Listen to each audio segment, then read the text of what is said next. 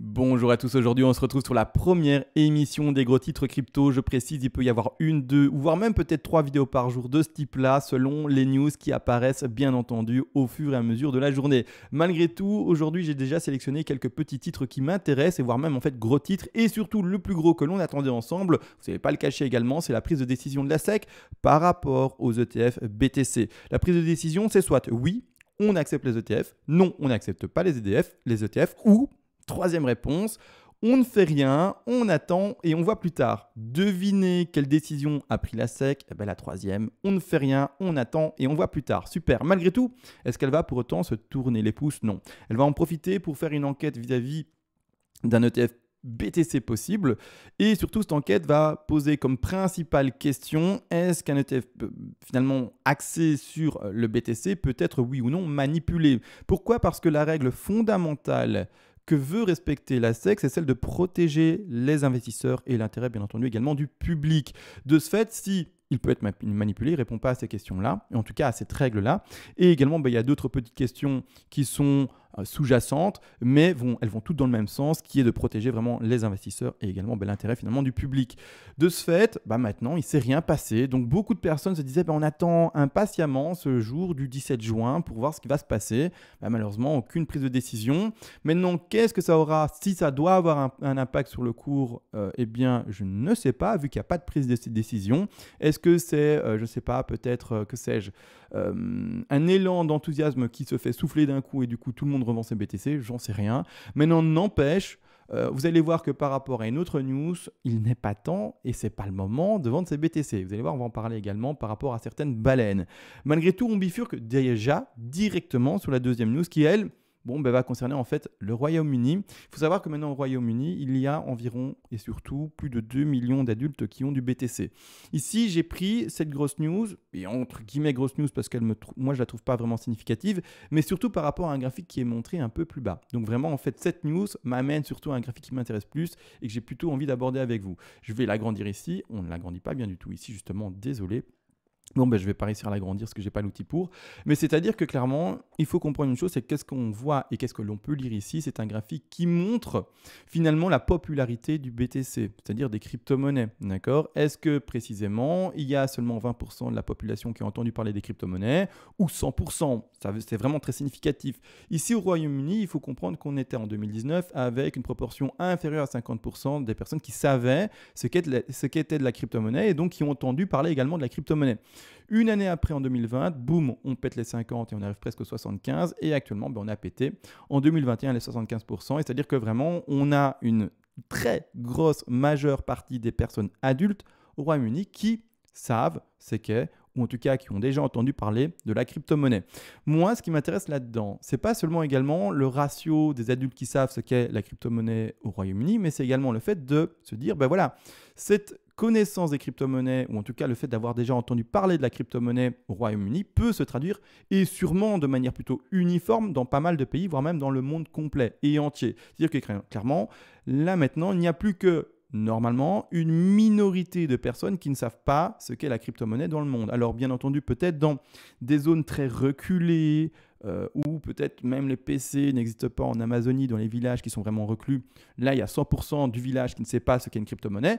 Mais autrement, je suppose que ce graphique et donc ce que l'on peut lire ici comme rapport et proportion montrée, est plutôt uniforme dans le monde. Ici, clairement, du coup, ça donne une perspective très, très positive pour le BTC, pour les crypto-monnaies en général. C'est-à-dire que l'idée de crypto-monnaie commence doucement à s'implanter dans les esprits des personnes, commence à être de plus en plus populaire, et une nouvelle idée parfois au début fait peur, mais plus elle est présente, au plus finalement on apprend à la connaître, et au moins on en a peur, et au plus on aura également cette confiance de pouvoir, dans ce cas-ci, vu que la crypto-monnaie c'est un actif financier, mettre ses capitaux dans cet actif financier-là. Maintenant, encore une fois, la confiance n'est pas représentée là-dessus, c'est juste le fait d'avoir entendu. Mais il faut bien passer par cette première phase de j'entends, pour ensuite la découvrir, l'apprendre, prendre confiance et enfin investir. Mais en tout cas, là, du coup, on est déjà bien parti pour arriver bientôt à la prochaine étape qui, après l'avoir entendu, c'est apprendre ce que c'est réellement. D'accord? Et après, prise de confiance et investissement enfin pour ceci. Donc ici, c'est ça qui m'intéressait dans finalement cet article. on s'en fout, hein, d'accord, qu'il y ait 2 millions de personnes adultes qui sont au Royaume-Uni, qui en ont. Ils sont plus de, sauf erreur de ma part, 67 millions. C'est une toute petite proportion, clairement. Voilà, on s'en fout, en fait. Hein. Ce qui m'intéresse vraiment, c'est le fait de voir qu'il y a pas mal de personnes, et donc ici Royaume-Uni parce que, mais également du coup dans le monde, qui ont conscience de ce qu'est la crypto-monnaie. Maintenant, on passe également du coup au nouveau petit titre qui finalement nous indique ici clairement que Kraken, donc vous savez très bien, l'échange en ligne, la banque entre guillemets en ligne qui vous permet par exemple de trader du BTC ou également d'acheter du BTC, veut également faire finalement comme Coinbase. C'est-à-dire qu'elle aimerait faire une entrée en bourse pour 2022. La chose également par rapport à cette nouvelle qui m'intéresse, c'est qu'en fait, elle va consolider la confiance en ces sociétés en ligne. Je ne vous cache pas que par exemple pour moi, qui suis rentré dans le BTC crypto-monnaie, il y a de ça, mes premiers BTC, il y a de ça 5 ans, je pense, quelque chose comme ça, enfin 5 ans, quelque chose comme ça. C'est-à-dire que clairement, il faut comprendre, moi, au tout début, j'ai eu une confiance toute relative et assez basse en ces échanges. C'est-à-dire qu'au début, j'ai mis très peu de sous. J'ai vraiment acheté avec très très peu. Et je me suis dit, si le site ne m'envoie pas les cryptos, clairement, j'aurais perdu que très peu. C'est-à-dire que même avant, je ne sais même pas si c'est encore comme ça maintenant, parce que ça fait quand même un petit moment, clairement, je vous dis que je n'ai pas acheté de BTC. Je suis très content à ce que j'ai. Également, YouTube, les publicités, etc. me payent également légèrement, finalement, par rapport aux donations, etc. en BTC. Et je n'ai plus réellement besoin d'en acheter par ma poche. Comme ça, vous êtes au courant de tout.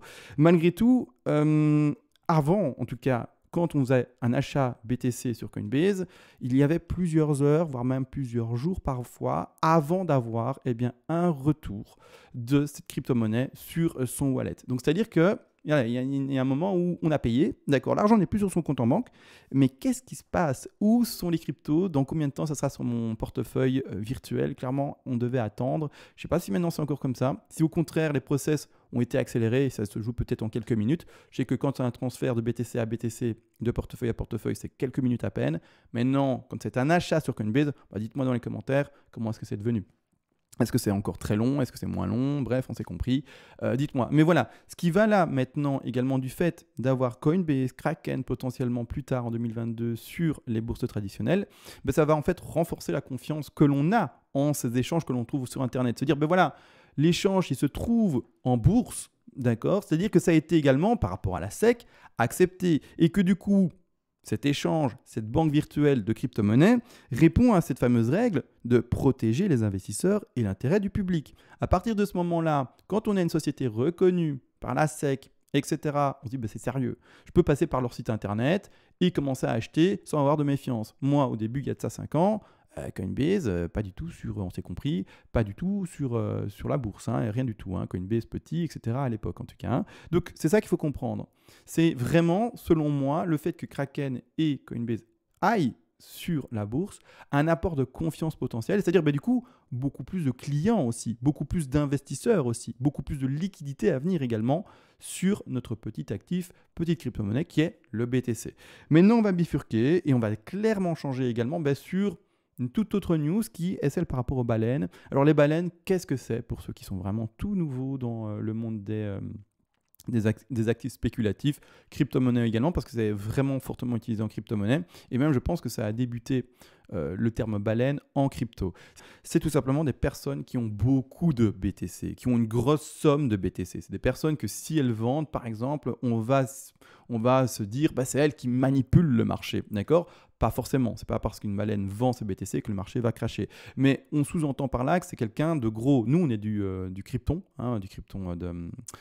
du plancton, pardon, du krypton, c'est pour, on s'est compris, Superman, du plancton, pardon, et les baleines, au contraire, sont énormes, d'accord? Nous, on a quelques BTC, les baleines, elles ont des milliers et des milliers de BTC potentiellement, d'accord? Il faut être au courant de ça.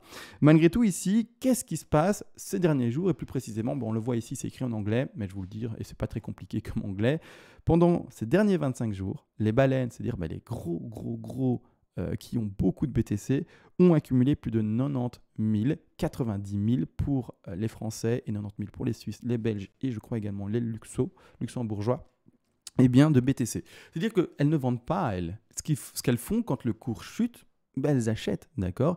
Elles achètent. Ce chiffre-là des 90 000 a été déterminé par rapport aux baleines qui ont plus de 1 million de dollars en équivalence, d'accord, pour le BTC. Ici, clairement, il faut comprendre que le néophyte, le nouvel investisseur qui voit le cours, par exemple, du BTC cracher, va prendre peur, il va se dire, ben mince, le BTC, il est mort, ou en tout cas, waouh, il a perdu 50% par rapport aux 64 000, maintenant il est à 30 000 et quelques. Qu'est-ce qui se passe? Ça sent mauvais. Et il va revendre, malheureusement, ce BTC à perte. Une baleine ou quelqu'un qui est un peu plus avancé dans son approche par rapport à un investissement long terme, parce que les baleines, c'est de l'investissement long terme, et on va parler de ça également par rapport à un graphe qui était, que je retrouverai peut-être pas. Bon, j'ai ici par rapport à celui-ci, mais ce qui m'intéressait, c'était un graphe par rapport aux personnes qui ont du BTC depuis 10 ans. Mais ce n'est pas grave, on va regarder celui-ci qui est également assez intéressant. Mais tout ça pour dire que les personnes qui ont du BTC depuis 10 ans, depuis 9 ans, depuis 8 ans, depuis, on s'est compris, un terme beaucoup plus long, eh bien, ne le vendent pas leur BTC, ou en tout cas, elles ne vendent pas la majeure partie de leur BTC. Elles font en sorte de les garder, et quand elles voient des chutes, des opportunités d'achat supplémentaires, elles réinvestissent des capitaux qu'elles ont de nouveau accumulés par d'autres moyens. Le travail, on s'est compris, les investissements divers et variés, les bénéfices qui sont venus depuis, et à ce moment-là, ces nouveaux bénéfices qu'elles peuvent à nouveau octroyer dans le BTC, elles attendent quoi? Une opportunité. Elles attendent quelle opportunité? Tout simplement la baisse du cours. Ça, c'est pas plus compliqué. On est passé de 64 000 à 30 000, c'est une opportunité d'achat. Comme toujours, je vous le dis également, on n'investit jamais en achetant à 100%. Donc, elles rentrent également petit à petit. Donc, depuis 25 jours, elles rentrent petit à petit dans le marché et elles ont réussi à finalement accumuler 90 000, 90 000 BTC de supplémentaires par rapport à ce qu'elles avaient avant. Elles prennent de la marge. Également, maintenant, ce qui est intéressant de voir, c'est ce petit graphe. Ici, ce petit graphe, tout simplement représente les personnes qui ont moins d'un BTC. Ici, ce que l'on voit également, c'est que ça double. Ça monte non-stop. Et c'est-à-dire que la proportion de nouveaux portefeuilles également monte par rapport à ceci. C'est-à-dire qu'il n'y a pas... il n'y a pas d'élan dégressif, si je peux m'exprimer de cette façon-là, par rapport aux utilisateurs du BTC. Il n'y a pas moins d'utilisateurs par rapport à cela. Il y a toujours plus d'utilisateurs. Même s'il est vrai, le cours fluctue, ce n'est pas pour autant qu'il y a moins de portefeuilles, qu'il y a moins d'utilisateurs, qu'il y a moins d'entrants dans le BTC. Même s'il est vrai, le cours fluctue. Mais ce que l'on retient là-dessus, c'est que du coup, la popularité et la popularisation du BTC est continue et ne fait qu'augmenter. Donc ici également, c'est une très très belle nouvelle pour le BTC. Maintenant, j'ai plus de grosses news à donner actuellement à l'heure à laquelle j'enregistre. Il y a des petites news sur certains pays qui s'intéressent de nouveau également à l'égalité du BTC en termes de monnaie nationale et des choses comme ça. Pour le moment, on est nulle part. Enfin, je trouve que c'est pas les plus grosses news. J'ai vu 2-3 autres news également, mais je trouvais que c'était beaucoup de choses pour pas grand-chose. C'était un titre pour dire un titre, et puis en fait, le contenu n'amenait rien par rapport à cela. J'ai fait de mon mieux également, donc c'est la première vidéo, vous aurez compris, de grosses news. J'essaye également de voir la news et d'amener un argument positif ou non positif d'ailleurs pour le BTC, et d'aller dans cette argumentation-là. Maintenant, voilà, est-ce que ça plaît, est-ce que ça plaît pas? Je verrai, j'aurai le retour tout simplement dans les commentaires. Je ne sais pas si ça a été une vidéo longue. L'objectif de ce genre de vidéo, c'est pas d'être longue, c'est de juste donner la news, bien entendu, et d'être complète par rapport à cette news-là. Sur ce, je vous laisse et on se retrouve peut-être plus tard dans la soirée ou peut-être à demain par rapport aux grosses news. Tout dépend de ce qui est publié durant cette nuit. Et sur ce, ciao!